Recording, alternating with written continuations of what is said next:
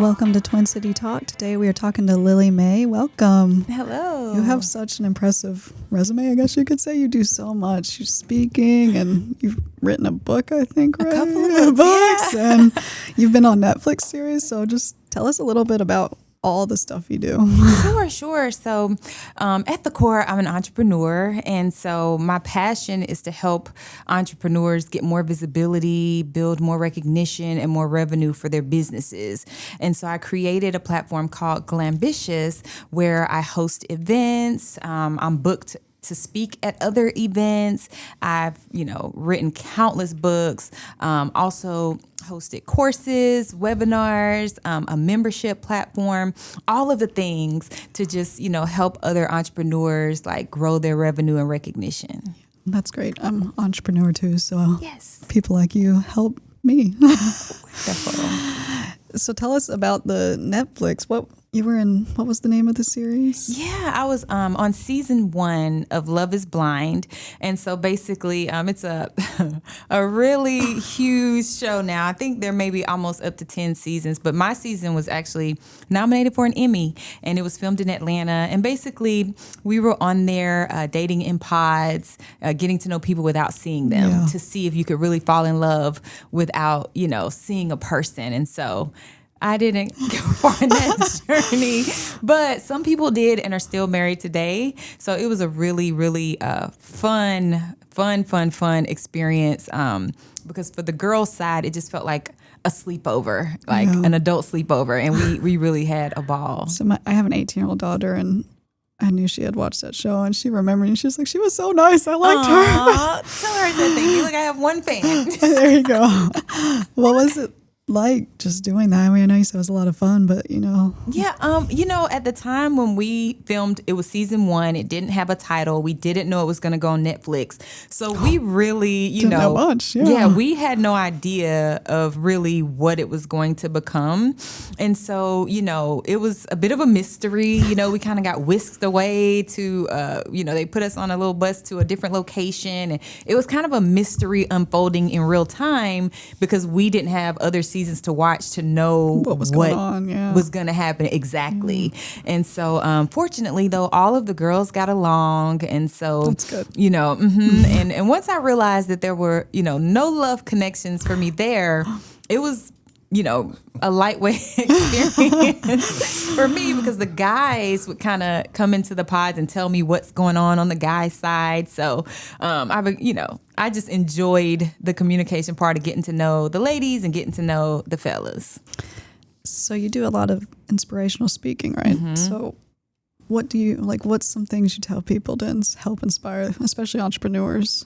Yes, great question. So I typically speak on faith, or I'll speak on visibility, and ultimately when I share messages, I just want to impress upon people the confidence to pursue their purpose, the confidence to speak up, to show up, to shoot their shot, and really pursue the things that their heart desires, because oftentimes I feel like as an entrepreneur, we have a vision, but we don't know how we're going to get there. So we can get stuck into a place where we're like, okay, I see myself getting here, but I don't know how to get there. And so I always give people like strategic steps to get more visibility, for more people to discover them, to take advantage for opportunities, or even pitch themselves for opportunities. And so I'm usually even, either encouraging you to, shoot your shot, to speak up, to go after big opportunities, or encouraging you in the faith space to be confident that God did create you for big things, that he did, give you certain gifts that are very special to you,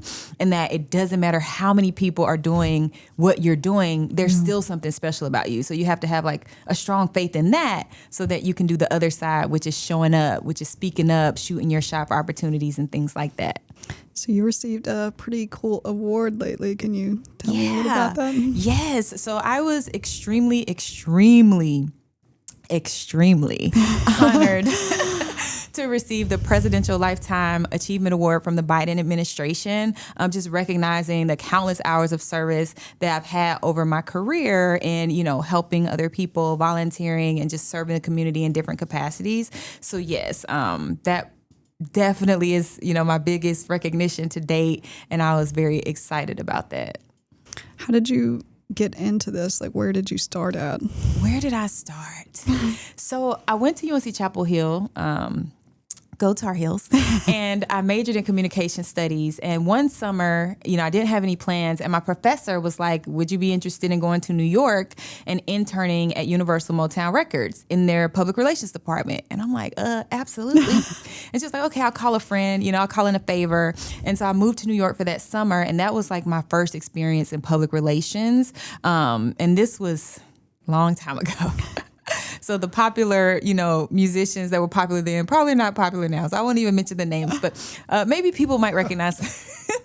I mean, back then, just to age and date myself, there was like a rapper Juvenile that was at the height of his career. There was Erykah Badu, who's still, an icon. So those people were on the label coming in and out every day. And that was the summer in public relations. So that was like my first experience in the realm of work that I would later build a business in. And so after college, I moved to Atlanta. I worked for about a year in public relations for a magazine, and then I started my own magazine, and then that led me to do things like going to the MTV VMAs, the BET Awards, and all of that for that magazine that I started. And then one of my friends started managing an artist from American Idol, and he said, I know, your history is public relations. Can you help me with him? And I'm like, sure. And so working with him, I was able to get him on BET and Billboard and USA Today, People Magazine. And that sparked me to start my public relations agency, Lillie Mae PR. That's awesome. Yeah, so a long story. I was trying to make it short. But that's kind of how I got started and entered into the place of like visibility, public relations, and marketing. And then from doing that, I started the brand Glambitious specifically to help women entrepreneurs. Do you still have the magazine? Is that still running? So I don't have that magazine. The magazine I started was called the Southeast Indie Report. And I would feature independent musicians around the city of Atlanta, all music genres, rock and roll, hip hop, R&B, country, all of the things. And so I have since kind of moved out of music entertainment, but I do have a magazine for women entrepreneurs called Glambitious Magazine. So I still, use my magazine skills just in a different way. Yeah, I'm a writer, so I like to hear about magazines and stuff. Yes. Are you from Winston originally? I am. Yes, I was born and raised here in Winston-Salem. So which high school did you go to? I went to East Forsyth. I went to North. Okay. And it's so funny because literally just this morning, I messaged one of my classmates from East Forsyth like, hey, this year is our 25th reunion. Like, are we doing anything? And I'm like, oh my gosh, it's been 25 years. It goes by fast. It goes by in a blink. Yeah. So yeah, I went to East Forsyth, born and raised, definitely from this area. Well, considering how many places you've been and you came back here, you must love it. So what do you love about Winston? That's a great question. Winston has changed so much, so much. So, I went away, at 18 for college. So, it's been over 20 years since I lived here. And so coming back, it was a brand new city. What I love, of course, is like family, friends, community. I love the Southern feel of it. But now there's so much more to love because so many things have developed here. There are burgeoning entrepreneur communities and so many things to support entrepreneurship. So many new businesses, new restaurants. So it feels like a new place. So I feel like you can get kind of the best of both worlds here where there's that Southern down home feel, but there's some progressive things happening in the city as well. Yeah, it's definitely a great place for entrepreneurs and small business owners. And I was surprised by that. I didn't expect that coming back. And I was pleasantly surprised. One of my first speaking engagements in the city was with Forsyth Magazine last March. Brooke, he does her podcast. Oh, okay. Small world. Hey, Brooke. Yeah. So I was like, oh, wow, entrepreneurship is a big thing here as well. Yeah. That's very exciting to me. It's definitely grown a lot. I mean, not that it wasn't, for small businesses before, but it's definitely changed to that a lot. Yeah. Yes, it has. And so I love the changes that I'm seeing in the city.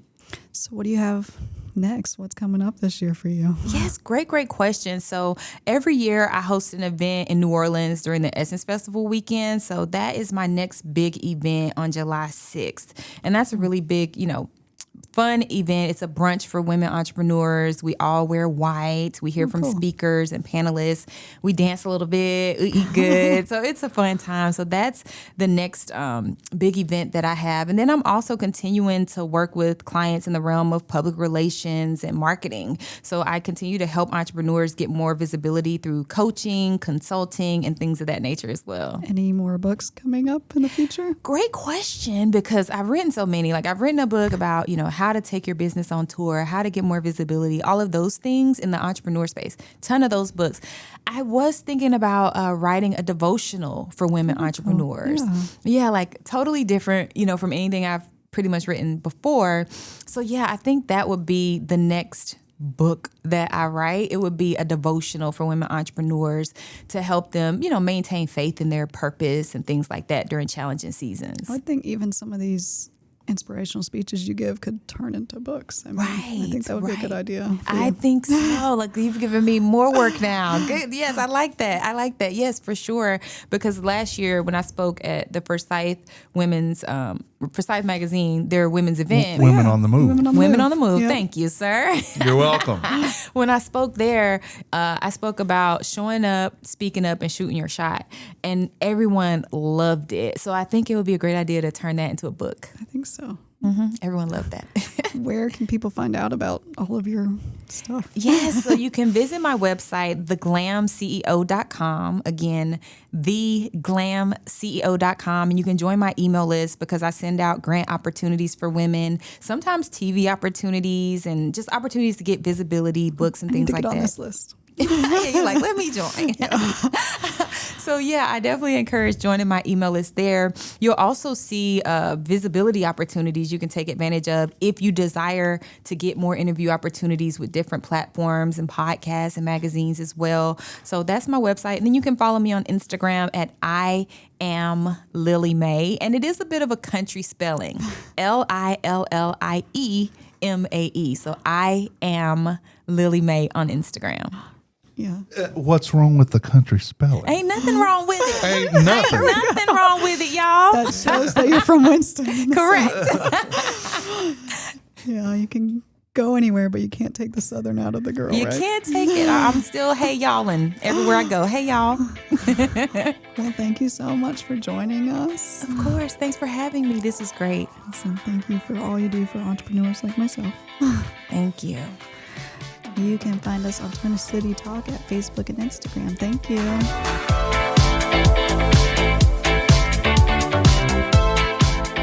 The views and opinions portrayed by guests on this podcast are not necessarily those of the distributors and hosting companies. And if you love this podcast, that's great, but don't think about stealing it. Reach out to us and talk about the content because it is copyrighted.